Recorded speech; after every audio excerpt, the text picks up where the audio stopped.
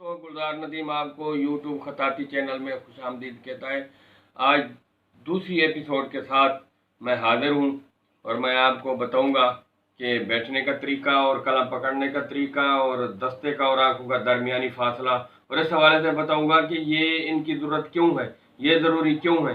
क्योंकि हमारे यहाँ ये रीत रिवायत ख़त्म हो चुकी है और दूसरे ममालिक का अगर मुताला किया जाए जो तरक्की याफ्ता है तो वो सबसे पहले ये चीज़ें लोगों को बताते हैं और बैठने का तरीका भी बताते हैं, कलम पकड़ने का तरीका भी बताते हैं, ताकि बच्चे जो है वो सही तरीके से सेहतमंद रहें और इम्तिहान से और पढ़ने से और लिखने से उकताएं नहीं।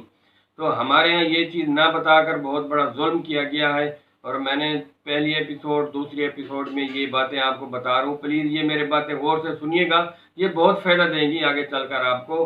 तो मैं आपको बताता हूँ कि ये कलम किस तरह पकड़नी चाहिए और इसकी ज़रूरत क्यों पेश आई। इसकी ज़रूरत ये पेश आई कि बच्चे जो हैं वो जल्द ही उनकी उंगलियां थक जाती हैं, वो सही तरीके से नहीं लिख पाते, उकता जाते हैं, दो लफ्ज़ अच्छा लिखते हैं और फिर तीसरे लफ्ज़ पर रुक जाते हैं। इसी वजह से वो अच्छा भी नहीं लिख पाते अगर लिखने की कोशिश भी करते हैं।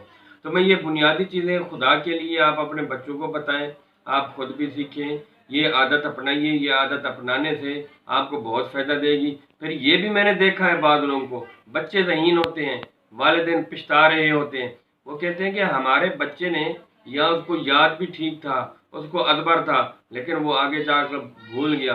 वो भाई भूला नहीं है, उसकी एक वजह बनी है कि वो बेचारा लिखते लिखते उसके असाब जब थके हैं। आपको ये पता होना चाहिए कि दिमाग से कनेक्शन है इसका दिमाग से कनेक्शन है। जब वो झुक कर लिखता है, यूं झुक कर लिखता है तो असाब शल हो जाते हैं, आंखें वो बिनाई और इन पर बड़ा असर पड़ता है, आंखें थक जाती हैं, आंखों के भी असाब है उन पर भी असर पड़ता है। जब उन पर असर पड़ता है तो बच्चा उसकी याददाश्त भी कमज़ोर हो जाती है और वो सही तरीके से इजहार भी नहीं कर पाता। ये बुनियादी वजह है। आज मेरी बात ये लिख लें आप, अगर ये वजह ना हो तो फिर कहना, और अगर आप इस बात पे तवज्जो दे देंगे तो मैं ये समझता हूँ 99% बच्चों का मसला हल हो जाएगा। तो कलम पकड़ने का मैं तरीका आपको बताता हूँ। तो प्यारे भाइयों, ये कलम पकड़ने का तरीका है, ये दो उंगलियाँ, ये शहादत वाली और दूसरी उंगली ये यूँ सीधी रखेंगे और फिर इसको आहिस्ता साथ मिलाएंगे। और ये अंगूठा जो है, ये अंगूठा ये इस दूसरी उंगली और शहादत वाली उंगली के दरमियान में, ये दरमियान में आए और फिर इसको पकड़ना है। और कम अज़ कम ऊपर से कम अज़ कम 2 से 3 इंच ऊपर पेंसिल पेन जो है वो बचा हुआ हो, और यहाँ से तकरीबन कम अज़ कम 2 से 3 mm का फासला हो। कितना? 2 से 3 mm का फासला ज़रूरी है, 2 से 3 mm का। आप फिर देख लें। और मैं आपको ये भी बताता चलूँ कि अगर किसी को कोई मसला हो तो मुझसे टेलीफोनिक रब्ता करके भी पूछ सकता है।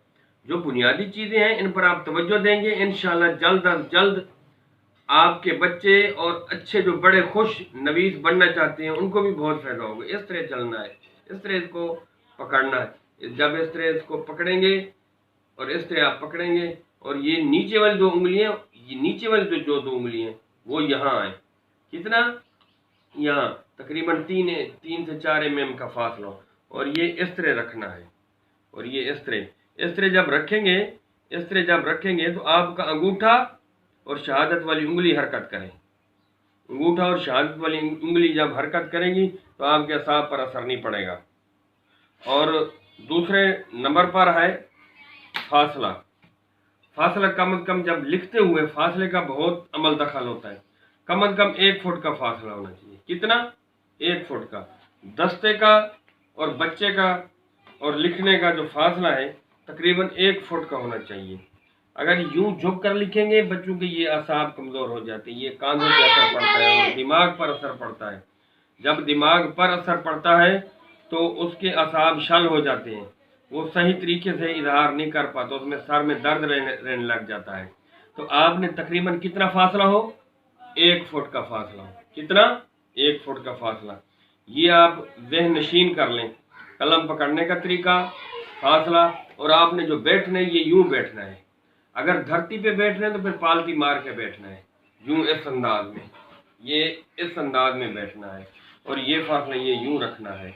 ये यूं रखने। जब आप ये अपनी आदत अपनाएंगे कलम पकड़ने का तरीका, फासला और बैठने का तरीका, जब आप कुर्सी पर बैठ रहे हैं तो आप ये यूं बैठें, ये इस तरह बैठें, सहल होकर, आसानी से, और ताकि आपके वजूद पर, मोरों पर और ये इन चीज़ों पर जब असर पड़ता है, असाब पर जब असर पड़ता है, तो वो बिल्कुल आदमी सही तरीके से इजहार नहीं कर पाता, जल्द ही थकावट महसूस होती है। जब थकावट महसूस होती है तबीयत उकता आ जाती है, जब तबीयत उकता आती है तो वो लिखने से दूर भागता है।